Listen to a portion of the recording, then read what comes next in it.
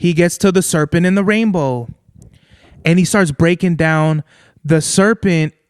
And it's so funny because I broke this down on the Imperial shit that people associate being a snake with like backstabbers or evil, but really it stands for enlightenment. Well, Mach goes up there and he talks about how the serpent is basically a waveform and that we all are vibrational beings that operate on different vibrations. And the serpent in the rainbow comes from this movie that was adapted from this novel of this real guy who studied ethnobotany, a white dude that went to Haiti to study ethnobotany, but basically he went there to study voodoo, right? He went into the most secret societal place and they performed a ritual on him.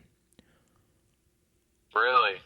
Once he said that, they start playing Haitian voodoo music.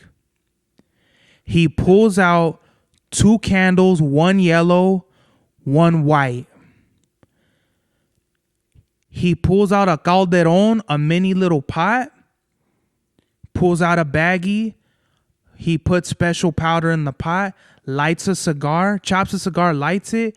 He gets barbancourt, which is like either like rum or some shit, and he pours it on both sides of the stage. A little splash here and a little splash on both ends. He pulls out a machete. Right then and there, I said, he's performing a fucking ritual right now. And my anxiety went up to the fucking 1000th level. Because I don't know what the fuck he's going to do. Right. He could have pulled a fucking chicken out and cut a chicken's head off on stage. And I don't know what the fuck, you know? But he pulls out a machete and ching, he fucking hits the ground. Puts the machete next to the calderon.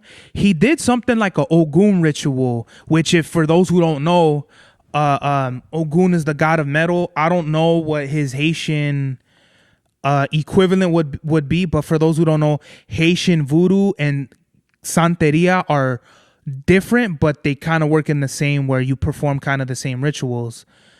I know about it because in Mexico we kind of have similar rituals, and Santeria is in Mexico. So I'm very familiar with this. If you don't know this shit, you probably think it's some bullshit. This fool performed the real fucking ritual on stage in Los Angeles at the fucking Peppermint Club. Freaked me the fuck out because I'm standing there thinking, great, now fucking he's gonna put like a hex on us or something.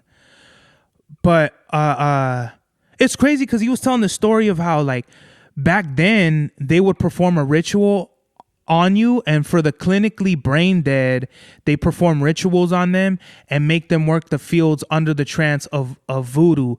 I've heard actual stories that this is true, and I've heard different accounts, but I've heard true accounts that this is true. That once a year on Dia de los Muertos, they dig up bodies and they literally create zombies out of people. Whether this is true or not, whether you believe in this shit or not, it's on you. I'm just giving you an account of what the fuck I witnessed. He puts the powder in the pot, smokes the cigar, blows the smoke in my face.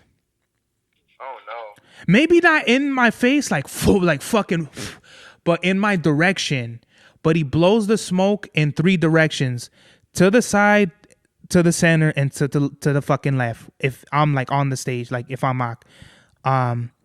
He did a whole fucking ritual. But what he did was he did what we call in Mexico a limpia, which is he cleansed the room because he had people going around burning sage. So right then and there, like I had like this calm sense. Okay, he's not doing like no dark magic shit because I know what a black magic ritual looks like, and this isn't it. Like he cleansed the room. Basically, he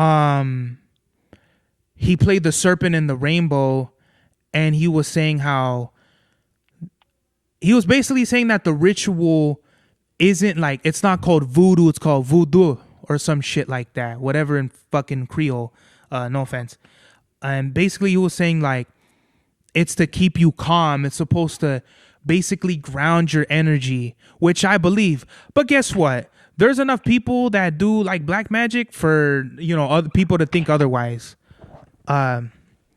But I know what it is, and I get it. Like that should trip me the fuck out. So he had the pot smoking with the cigar in the pot the whole time. At some point later, he put more powder in the pot, hit the cigar, and then threw it in the pot.